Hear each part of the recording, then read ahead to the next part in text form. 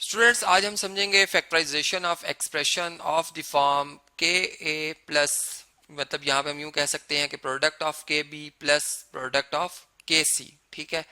और अब इस एक्सप्रेशन को हम किस तरीके से फैक्टराइज कर सकते हैं, अब हमने इस बात को समझना। अब सबसे पहले हमें पता होना चाहिए फैक्टराइजेशन क्या होती है। फैक्टराइजेशन कहते हैं कि अगर फर्स्ट करें मेरे पास एक नंबर 15 है, ठीक है, तो मैं इसको इसके दो प्राइम फैक्टर्स में अगर डिवाइड कर देता हूँ, मतलब इसको मैं इस तरह से लिखता हूँ कि वो दो जो प्राइम नंबर्स हैं उनका प्रोडक्ट इस नंबर के अगर इक्वल आ जाए तो ये 3 भी इसका फैक्टर है 15 का और 5 भी इसका फैक्टर है। किस तरह से कि आप अगर 15 को 3 से डिवाइड करते हैं तो आपका आंसर आता है जी 3, 5 टाइम 15 होता है, रिमाइंडर मतलब जो आता है आपका 0 आता है। और इसी तरीके से अगर आप 15 को 5 से डिवाइड करते हैं तो 5 3 टाइम 15 होता है, तब भी रिमाइंडर 0 आता है। मतलब जो फैक्टर होता है वो इस जो गिवन एक्सप्रेशन का या गिवन नंबर का अगर फैक्टर है तो उसको मुकम्मल डिवाइड करता है, और रिमाइंडर क्या आता है जी 0 आता है।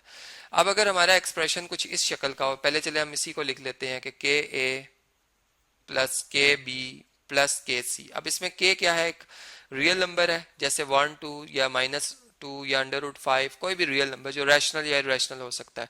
और ए बी सी भी कोई नंबर्स हैं जो आपस में डिफरेंट हम ले रहे हैं, सिलेक्ट कर रहे हैं। ठीक है।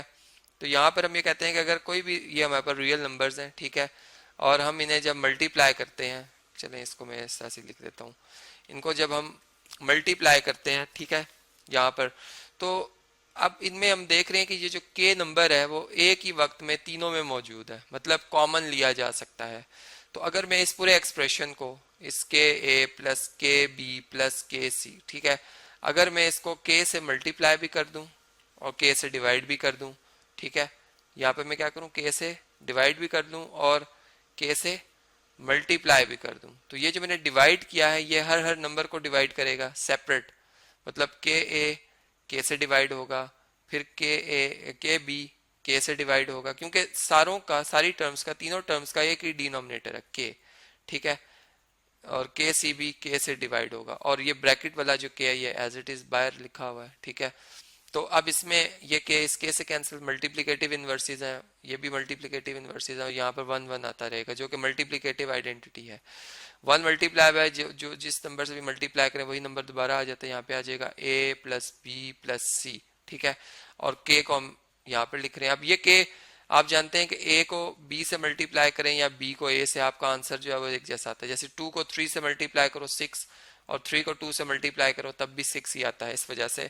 तो यहाँ पर अगर हम इस के को इधर लिख दें, इस साइड पे लिख दें, तो ये हमारे पास रिजल्ट आ जाएगा। मतलब हमने इसको फैक्टराइज इस तरह से किया कि इसमें हमने देखा कि के जो है वो इन तीनों टर्म में से कॉमन था, और इसके दो, इस एक्सप्रेशन के दो फैक्टर बन गए, एक के और एक ए प्लस बी प्लस सी, ये दोनों ही इसको मुकम्मल डिवाइड कर रहे हैं।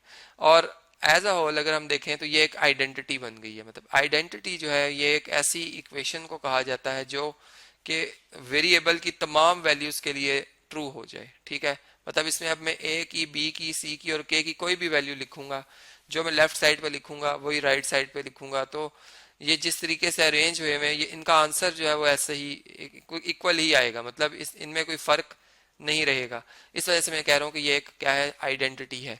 तो अब अगर हमारे पास कोई ऐसा एक्सप्रेशन है जिसमें के 3 टर्म्स हैं, या इससे मिलती जुलती, मतलब उससे 4 टर्म भी हो सकती, 5 भी हो सकती हैं। जैसे मैं कहता हूँ कि अगर लिखा हो 6x3, चले मैं क्यूब बेहतर बनाता हूँ, y², ठीक है, सेकंड टर्म में यहाँ पर लिखा हो +36, ठीक है, x4 y⁵, ठीक है, और लास्ट टर्म जो है उसमें लिखा हो, अगर फर्ज करें चलें 60, बल्कि माइनस का 60 लिख लेते हैं, -60 x3, ठीक है, और y⁵, ठीक है, अगर ये लिखा हो। तो अब हम अगर इसको, अगर हमने जो है वो फैक्टराइज करना है तो हम ये चीज देख रहे हैं कि 6 जो है, 6 का टेबल इस पे भी, इस पे भी और इस पे भी, तीनों पे डिवाइड हो रहा है। ठीक है।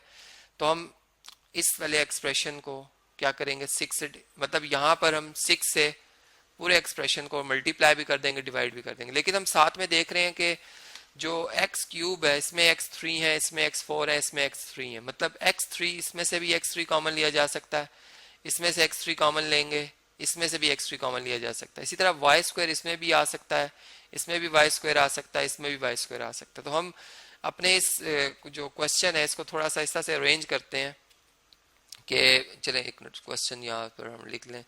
हम इसको इस तरह से लिखते हैं, इधर हमने लिखा 6x 3 है, ठीक है, मैंने इस तरह से x को लिख दिया और y को भी, ताकि हम इनको ज़रा सही तरह से स्टडी कर सकें। ये 36 को आप लिख सकते हैं 6 मल्टीप्लाई बाय 6, ठीक है, मतलब वैसे तो हम 12 मल्टीप्लाई बाय 3 भी, लेकिन मैंने 6 इसलिए लिखा था कि ये भी 6 हम देख सकेंगे कॉमन आ रहा है।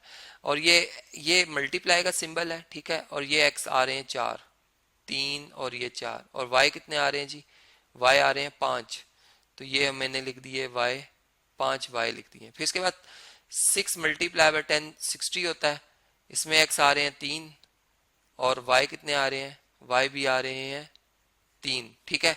तो यहाँ तक बात तो क्लियर होगी हमें।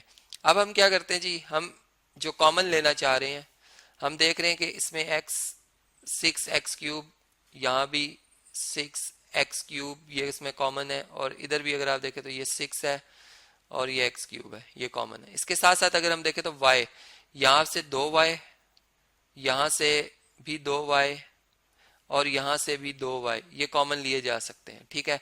तो मैं यहाँ पर एक स्टेटमेंट लिख देता हूँ कि टेकिंग कॉमन, हमने क्या चीज़ कॉमन लिया जी, हमने कॉमन लिया है 6x 3 लिए हैं, इसकी x क्यूब आएगा, और y 2 लिए हैं, y स्क्वायर। तो यहाँ पर जो हमारे पास फिर रिजल्ट आएगा वो किसके इक्वल आ जाएगा जी, वो इक्वल टू आ जाएगा 6x क्यूब y स्क्वायर, ये बाहर आ गया, ठीक है। अब यहाँ पर हम जब 6x क्यूब y स्क्वायर से डिवाइड करेंगे तो ये और ये एक्सप्रेशन, मतलब ये एक्सप्रेशन ये तो सेम है, ये इसको कैंसिल कर देगा, 1 आ जाएगा, ठीक है। यहाँ पर क्या आएगा, 6 बच जाएगा और x बच जाएगा, और कितने y बचेंगे, 1 2 3 y बच जाएंगे, ठीक है। फिर इसी तरह यहाँ पे माइनस का एक तो साइन आएगा, क्योंकि हमने पॉजिटिव का साइन कॉमन लिया, तो पॉजिटिव नेगेटिव से मल्टीप्लाई नेगेटिव आता साइन, एक 10 बच जाएगा, ये कॉमन नहीं आया था, y नहीं आया था, बाकी सब हमने कॉमन ले लिए। तो इस तरीके से ये आप देख सकते हैं कि बिल्कुल जो ऊपर मैंने आपको जो एक फार्मूला बताया है या एक जो एक्सप्रेशन की शक्ल बताई थी, एक टाइप बताई थी, उस टाइप के जो अगर हमारे पास क्वेश्चन आ जाए तो हम उस टाइप को किस तरह से अपने इन क्वेश्चंस के ऊपर अप्लाई करते हुए जो है इस प्रॉब्लम को सॉल्व कर सकते हैं।